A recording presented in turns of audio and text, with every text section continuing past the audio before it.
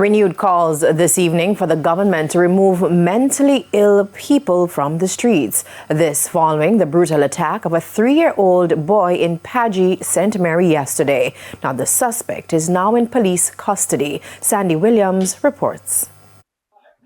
Sean, nice little boy, one boy, I have likes, I have a next youth, you see, that's the one youth I have. A father in pain, Lamar Campbell is struggling to cope with the news that his 3-year-old son, Asher Campbell, is dead. The infant was attacked on Wednesday while walking with his mother by a man of unsound mind armed with a knife and a piece of iron. His mother was also injured and has been hospitalized. Up to today, because the next little stepdaughter in a hospital, a ball for your brother, traumatized, you understand? I look to see the brother come for him and him eat and drink, but you can't see him be crying.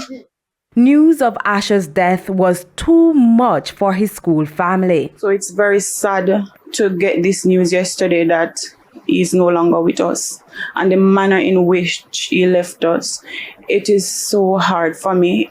This is my first experience of losing a student, and it is going to be a very hard process of getting over this. Tears are a language God understands, and the Port Maria Gospel Chapel Basic School is desperately calling out to him. Father, guide us throughout the rest of the day. Let your will be done. Walk before us and clear the pathway. In Jesus Christ's name, I pray. Amen. The school family is mourning. Others are mourning community. This family, as well this morning. It's really hard, but I know with God all things are possible. Inside Asher's classroom, a makeshift memorial at the desk where he usually sits. On the board, a note in his memory. Asher Campbell was a vibrant little boy. He was always pleasant, always smiling. Whenever I come in at the morning and all the children would run to meet me at the door, he was always there. He loves to play with his toy, always have a little Batman toy, and he loves his dad very much.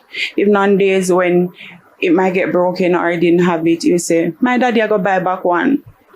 Always like that. I love little boy. He's always on time for school. I'm here in the morning like 7 o'clock, and he's always here at school early in the mornings. He's jovial. Yesterday evening was my last experience with him. We had career day and the medal day. And I was there with the drum knocking and calling his name, Asher, go, Asher, go, Asher. And he was all over with smiles. And then to reach home and get the sad news that Asher is no longer here with us, it really hurts. Representatives from the Ministry of Education have been conducting grief counseling at the school. Classes have been suspended until Monday. In the meantime, Need to justice from an area wow. Get involved. Understand? I hope that this might be something to strike something positive, that they find a way to get these persons off the street so they cannot harm our children or even citizens on a whole. Because even in the town of Port Maria, there are a lot of these persons on the road that we have to encounter with daily. So I hope that it doesn't take something like this to happen, a reoccurrence of anything even similar, before something can be done to get these persons off the road. Sandy Williams, TVJ News.